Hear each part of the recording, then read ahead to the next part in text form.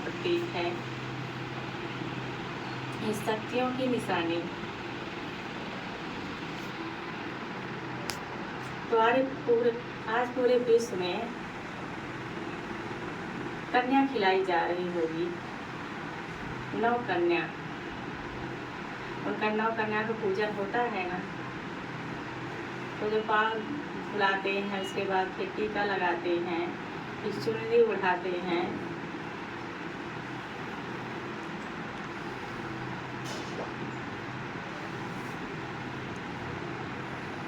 तो आज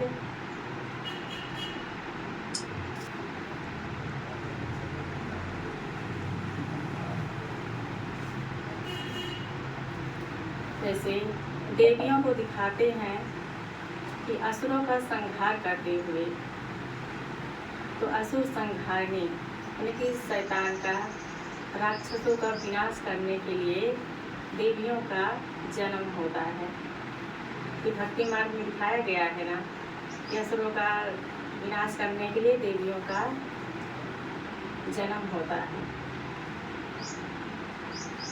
तो कौन सा असुरों का विनाश होना है? जो हमारे अंदर पाप बुराइयां यानी जो विकार हैं, इसका विनाश करना है।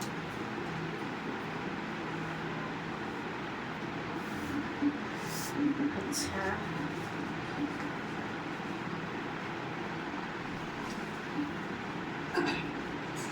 नवरात्रि पर विशेष, नवरात्रि का आध्यात्मिक रहस्य। आज प्राचीन पौराणिक कथा है कि राक्षसों के असर से देवता जब काफी त्रस्त हो गए, तो उन्होंने अपनी रक्षा के लिए शक्ति की आराधना करने लगे। फलस्वरूप शक्ति ने दुर्गा रूप में प्रकट होकर राक्षसों का विध्वंस किया, यानी कि उनका विनाश किया और देवताओं के की रक्षा की। देवताओं को सुरक्षित रखने के लिए ये देवी असुरों से सदैव संग्राम करती रहती। अतः इस देव असुर संग्राम का रूप देकर एक पूजा का रिवाज चलाया गया है। तब से अनेक देवियों की पूजा का प्रचलन हिंदू धर्म में प्रचलित हुआ।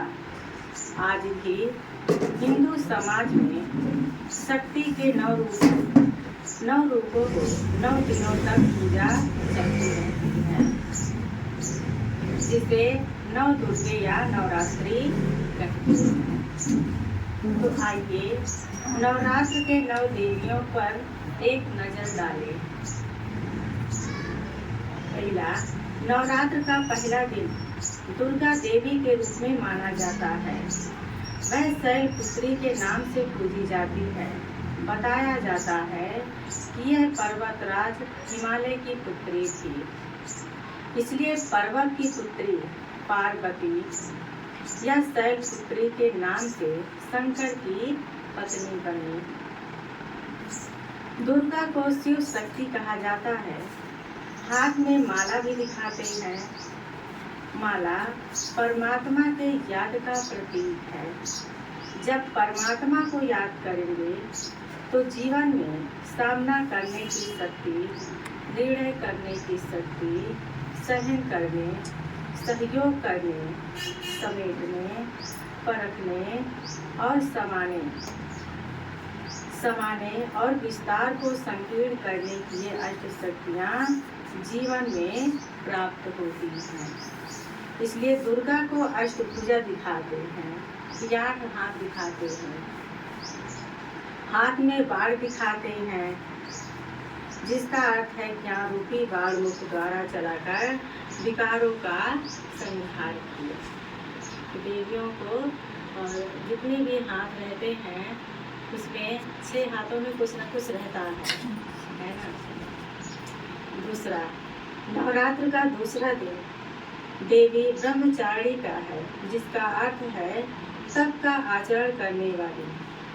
तप का आधार पवित्रता होता है, जिसके लिए जीवन में ब्रह्मचर्य की धारणा करना आवश्यक है।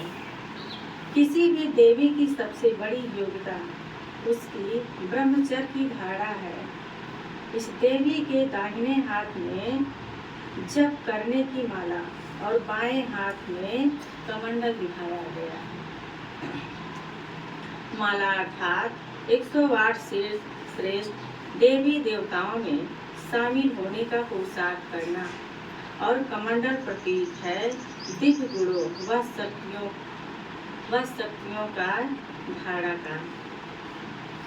तीसरा, नवरात्र के तीसरे दिन देवी चंद्र घंटा के रूप में पूजा की जाती है।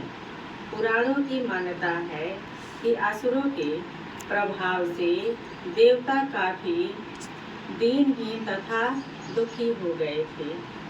तब देवी की आराधना करने लगे। फलस्वरूप देवी चंद्र घंटा प्रकट होकर असुरों का संहार करके देवताओं को संकट से मुक्त किया।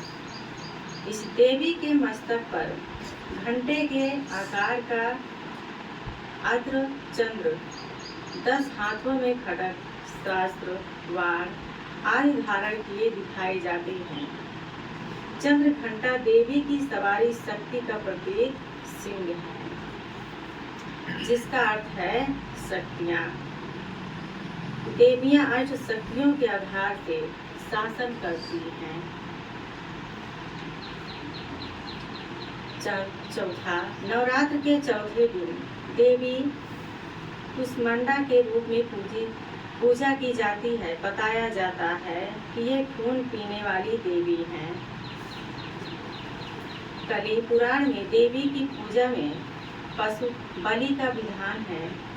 इसी धारणा और मान्यता के आधार पर देवियों के स्थान पर बलि तथा आज भी प्रचलित है। वास्तव में हमारे अंदर जो भी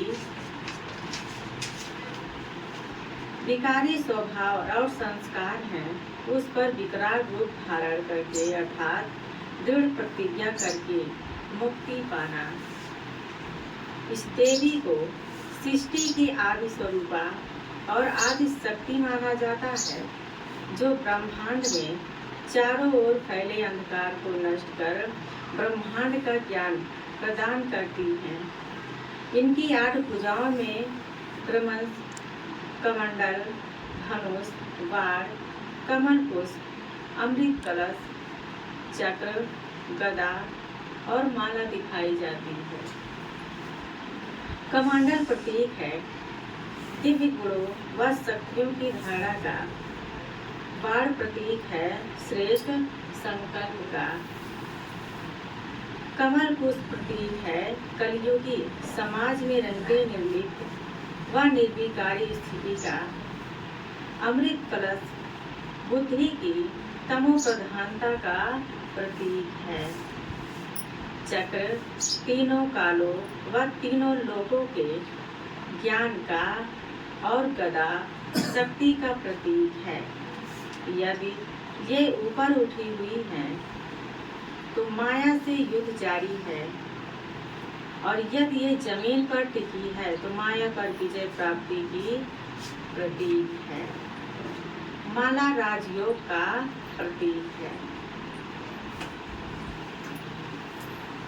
इसकी पांचवा पॉइंट, नवरात्र के पांचवें दिन देवी स्कंद माता के रूप में पूजा की जाती है। कहते हैं ये ज्ञान देने वाली देवी हैं। इनकी पूजा करने से ही मनुष्य ज्ञानी बनता है। यह भी बताया गया है कि स्कंद माता की पूजा ब्रह्मा, विष्णु, शंकर समेत यक्ष, नरों और दैत्यों ने भी की है। 6वां, नवरात्र के 6वें दिन देवी कात्यायनी के रूप में पूजा की जाती है। एक प्रसिद्ध महर्षि बताए जाते हैं जिनके पुत्र कात्य ऋषि थे। इनके ही गोत्र से महर्षि कात्यायन का उत्पन्न होना बताया जाता है।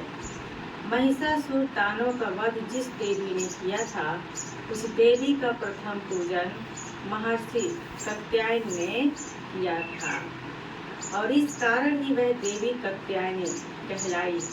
एक यह भी है कि यह देवी महर्षि कात्यायन की पुत्री थी, जिसने अश्विन कृष्ण चतुर्दशी को जन्म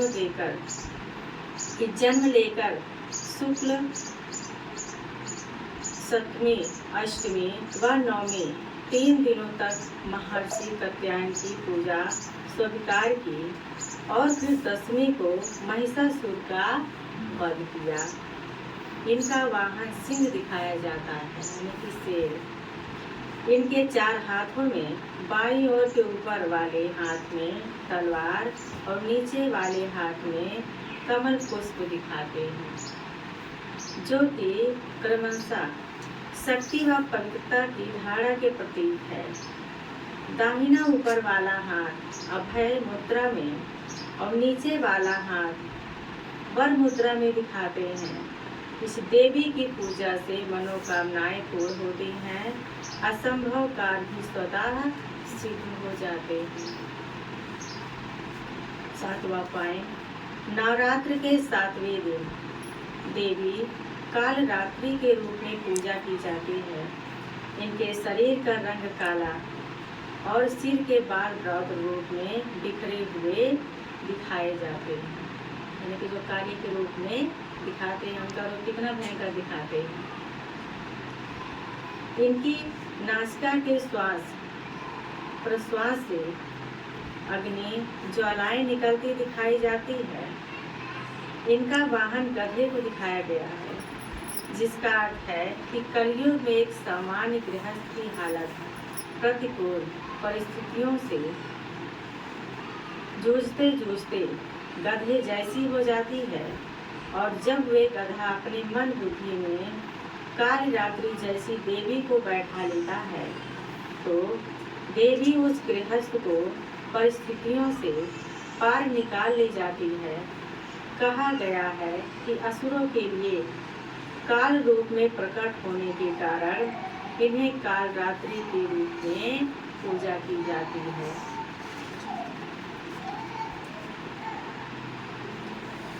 8वें पॉइंट, नवरात्र के 8वें दिन देवी महागौरी के रूप में पूजा की जाती है। कहते हैं कि कन्या रूप में ये बिल्कुल काली थी। शंकर से शादी करने हेतु अपने गौरव वर के लिए ब्रह्मा की पूजा की। तब ब्रह्मा ने खुश होकर उसे काली से गौरी बना दिया। इनका वाहन बैल दिखाया जाता है, जो कि धर्म का प्रतीक है। 9वें पॉइंट, नवरात्र के 9वें दिन देवी सिद्धिदायी के रूप में पूजा की जाती है। कहा गया है कि ये सिद्धिदायी वह शक्ति है जो विश्व का कल्याण करती है, जगत का कष्ट दूर कर अपने भक्तजनों को मोक्ष प्रदान करती है। इस तरह 9 देवियों के आध्यात्मिक रहस्यों को धारण करना ही नवरात्रि पर्व मनाना है। वर्तमान समय स्वयं निराकार परमपिता परमात्मा इस कलयुग के घोर अंधकार में माताओं कन्याओं द्वारा सभी को ज्ञान देकर फिर से स्वर्ग की स्थापना कर रहे हैं। परमात्मा द्वारा दिए गए इस ज्ञान को धारण कर अब हम ऐसी नवरात्रि मनाएं जो अपने अंदर रावण अर्थात विकार हैं वे खत्म हो जाएं, मर जाएं। यही है सच्चा दशहरा मनाना। ऐसा दशहरा मनाएं, तभी दिवाली अर्थात भविष्य में आने वाली सतयुगी दुनिया के सुखों का अनुभव कर सकेंगे। इसलिए हे आत्माओं, अब जागो। केवल नवरात्रि का जागरण ही नहीं करो, बल्कि इस अज्ञान नींद से भी जागो। यही सच्ची सच्ची नवरात्रि मनाना और जागरण करना है। ऐसी नवरात्रि की आप सभी को मुबारक हो, मुबारक हो। ओम शांति।